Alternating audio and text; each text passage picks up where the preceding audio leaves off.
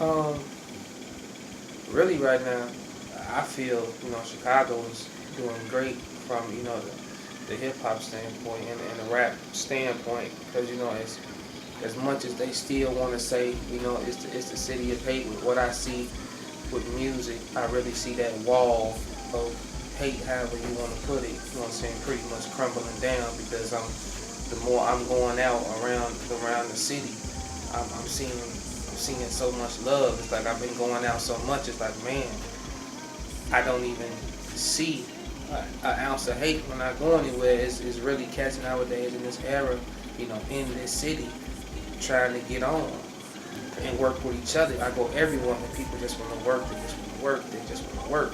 And we need to keep having that frame of mind in our city, because I've been to Atlanta, and that's a no sleep state. Right. When they come to music, when I say no sleep state, they don't sleep. And we need that as well as artists. In our own city, we need that no sleep frame of mind, that no sleep mind state. That you gotta realize that, man, there's somebody doing the same shit that you're doing on your heels. And if you get lazy and if you give up, they're gonna be right there. You don't take credit for everything that you've done. You pave.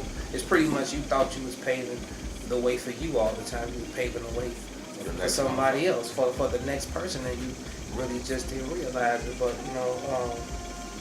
we on the rise right now, man. And I'm just proud of all the Chicago artists out here, just doing their thing. It's really amazing to see. Oh yeah, I went kind of hard early on that. I want you to get back to it, though. Pretty much, it's just, my opinion. I feel like we should educate ourselves more on that. We need to, teach ourselves that, you're gonna have people that like you and people that don't like you. Don't get too comfortable with accepting who's around you, just saying when you hot. Right. You feel what I'm saying? Like, it's a no-brainer for your mama or your daddy or your sister or your cousin to tell you that they love what you do. That's pretty much automatic in some cases. So some, I'm not gonna say all, but some of us artists, get caught up in that, to where, we get so comfortable with the family and the homies and the people that we just play it for. We get so comfortable with that, we get the courage to get up and say, I'm finna go into the world with it, and we don't realize, hey, you going into a venue with 300-400 people who never heard of you. You are automatically taking a chance of negative criticism. I would want them to go through the realization of it from someone that they know before they hit the stage. From when I went back with the family members and stuff, sometimes you need that homie or those family members to say, hey, that's alright, but go harder, you can do better. Or no, that ain't you, that ain't shit. Like, you need that, because you're gonna have people out there when you get into that realm like that, they don't know you and don't care about your feelings. There's a lot of people out there that's gonna hate, but it's pretty much to them, wishing they was in your shoes doing what you was doing. You know what I'm saying? So just, we just gotta acknowledge the fact that, we're gonna take falls, and we're gonna take that negativity, we're gonna take that constructive criticism. So once we step out into the game like that, but you just have to train yourself to take those punches, because they're gonna come. Even when you become successful, they're still gonna come. But the better situations, the more money, the more problems. Train yourself like a boxer would, mentally.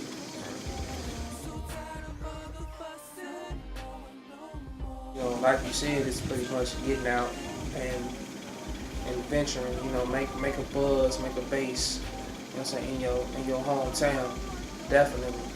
But being in the outside realm, getting another piece of the pie and another piece of knowledge. Venturing out. this is my city. I love my city. I love Chicago all day, every day. But if you want to see the success of certain artists, you want to emulate, so to speak, or be like, you know, in their career, you know, you have to venture out. Because they had to. You get a different, you know, frame of mind. You know, train your ear to different things, and you know, take that, implement that, you know, in what you do. So you know, your music can pretty much, you know, be broader. You know, because like I say, you don't want to be labeled. You know, you just want to be an artist. You know, forget being just a rap artist or a pop artist or, you know, country artist. You're just an artist in general. At the end of the day, whatever you do, your craft, it's artistry. So you can't label it. When, you know, if you have a big enough imagination, you know, how could you be labeled? You're just an artist. For me, you have no boundaries for whatever you want to do, and that's what some of us don't realize, that we have so many boundaries. So you know, never be labeled, even if you're a rapper. Never be labeled. You know, rappers out here, you know, writing R&B songs. You know, rappers are some of the most dopest R&B writers. To tell the truth, you know. Well, you know. Well, what? It's not what you say, but it's what you do. My grandmother, for one, definitely. Pretty much, you know, I'm 80s baby, man. Like I'm all into that old school, man. Just, you know, Donny Hathaways, and Sam Cooks, and Etta James, and the Otis Reddings, and Marvin Gaye, and the Stevie Wonders, you know. From my humbleness, man, you know, people say I always had an old soul. Ever since I was a kid, I don't move too fast on things, but just, man, the old music do something to you. It's like a piece of your soul at the end of the day, man. So you can't really go wrong with that. Okay.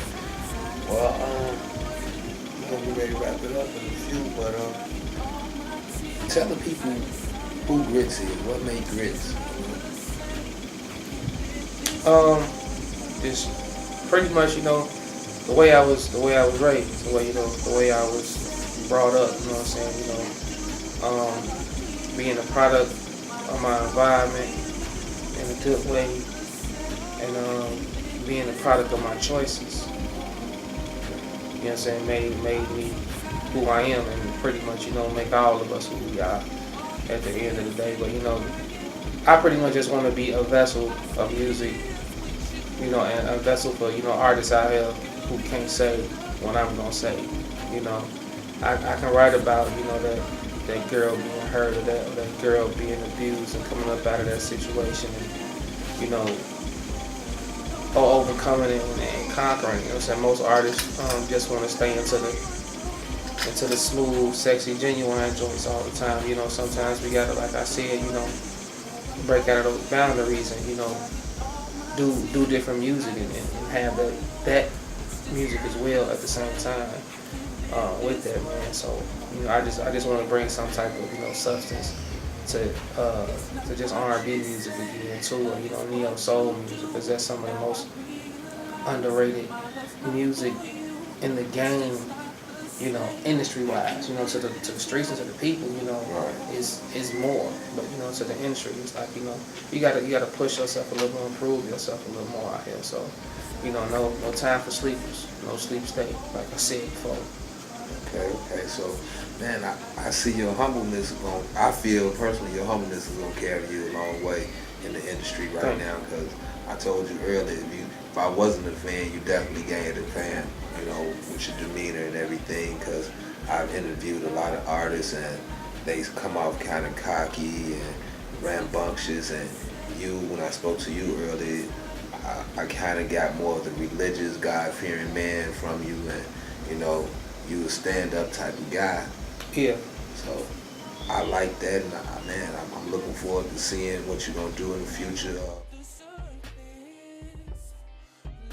Yeah. As of now, I'm, you know, officially working on my mixtape, and I'm trying to wrap that up real soon. Pretty much like this month of August, before August is over, just had a whole mixtape done. So pretty much every time I'm going in the lab now, you know, I'm thinking like Michael Jackson's Off the Wall.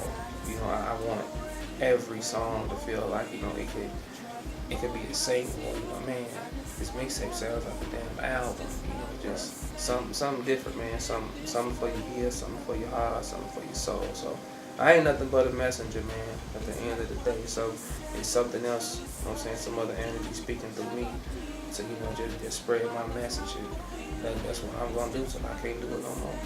Man, Church, I fuck with you, you know what I'm saying? I hope people out here fuck with you, you know, because I think you deserve that shot, you know, just sitting here with me and shit, you know. I see greatness coming from you. I appreciate that, man. That's all I can say.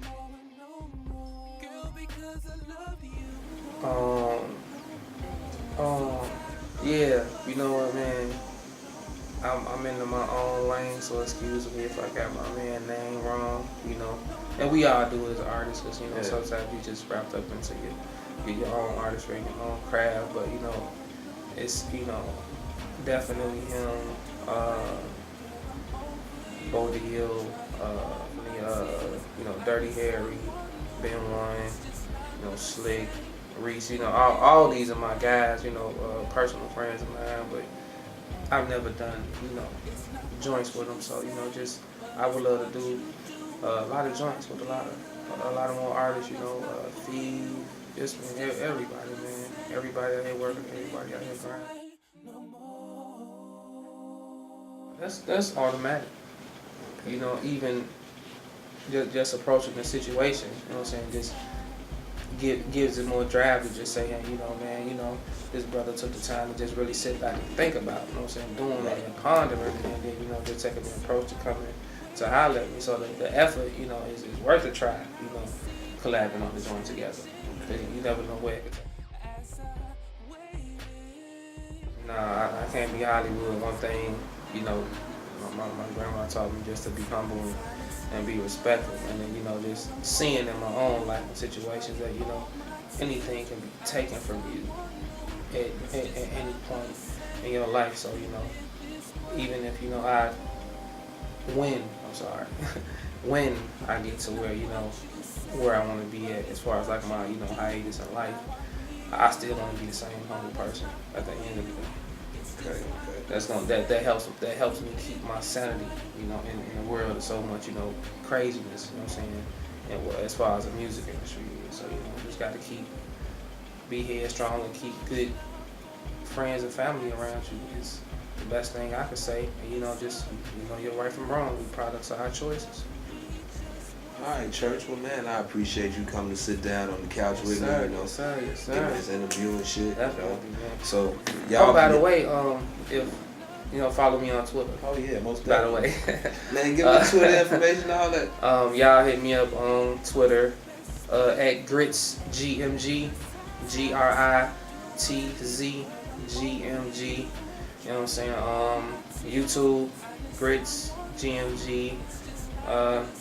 Man, you looking for me, you know, want to get on some collabs or some features, man, hit me up at GritzGMG at gmail.com. Also, check out my website, www.whoisgrits with a Z. So, yeah, definitely, man. All right. Yeah.